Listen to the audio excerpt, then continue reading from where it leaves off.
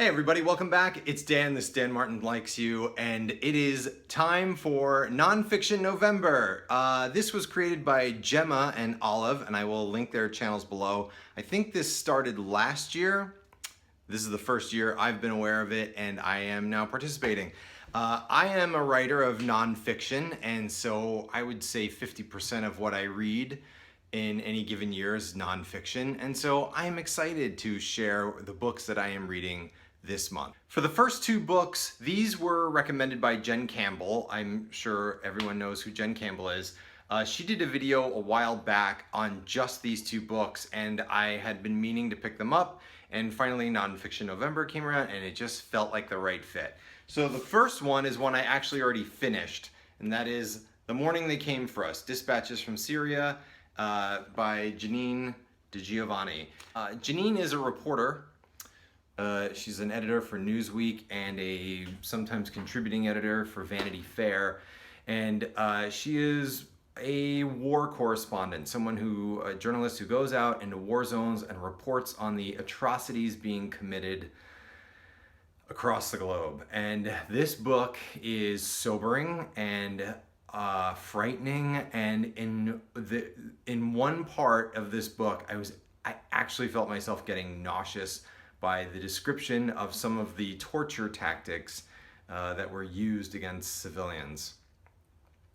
This is, I think, for lack of a better way of saying it, it's just an important read on what's going on in Syria and why it's important that we help out and why the United Nations intervene, which is not something that they've been able to do just yet.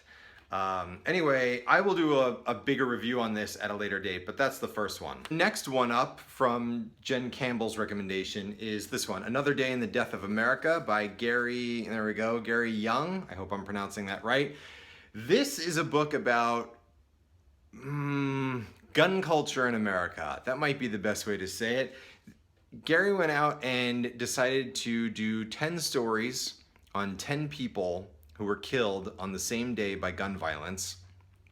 And he wanted to report on the families of the victims of those 10 people and to get their story about these 10 people. It's fascinating. Jen has a pretty incredible review of it, which I will link below. Gun control in this country is a very hot button issue, as you may have guessed over the last 200 years of our history. It's hard to even have a dialogue about guns without people being set off in either one way or the other, no matter where you stand on this issue. It's such a sensitive issue in this country that to even try to have a discussion with people about this most often leads to a very non-productive conversation, if you can even call it that. It's such a polarizing topic, and it's one that I wish I understood more, which is why I'm reading this book. One of the biggest names in nonfiction is Mary Roach. I think she is probably most widely known for the book Stiff, in which she dives into the culture of mortuaries, or the state of bodies once they are no longer animated. What happens to dead bodies? She has written many books, and two of which I've picked up for this month. I've never read any Mary Roach, surprisingly. I don't know why, but I picked up a couple.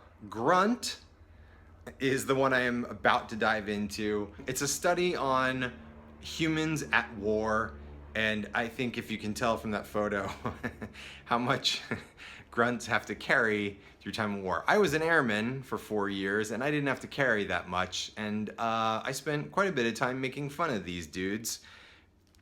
I probably wouldn't be laughing if I was one of them. The next Mary Roach book that I picked up was Packing for Mars. I picked this up in New York last month, and when I was on vacation, with the announcement from Elon Musk's company SpaceX about getting to Mars, and you can see that video online, and perhaps I'll link that one below as well. Mars is a big issue right now. Everybody wants to go, and private companies seem to be leading the way as far as colonizing Mars, which is what Elon Musk has laid out in his proposal.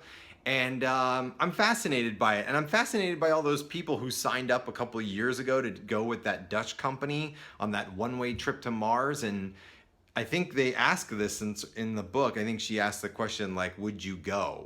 Would you be on a one-way ticket to Mars? Would you? You'd have to bring, I need a Kindle. Finally, for Non-Fiction November, this is a book that I bought earlier in the year and never got around to reading, even though I'm sure it was on one of my TBRs. Incoming. So this is a book about veterans. It's told by veterans. I don't know how many stories are in here. There's probably a good dozen or so. It's not a very thick book. There is a spoken word series in San Diego called So Say We All. And these are stories that were told by veterans about their adventures, so to speak, in Iraq and Afghanistan at these shows. I am a big fan of this show and a big supporter of the people behind it. And with Veterans Day just around the corner on November 11th, this just felt like a perfect fit for this month.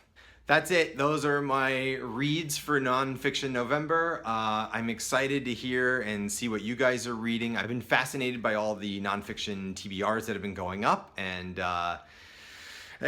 that's it. So thank you for tuning in and checking out my list. Please leave a comment below. Let me know what you guys are reading if you haven't done a video, and I'll be sure to check them out. I will see you guys next weekend.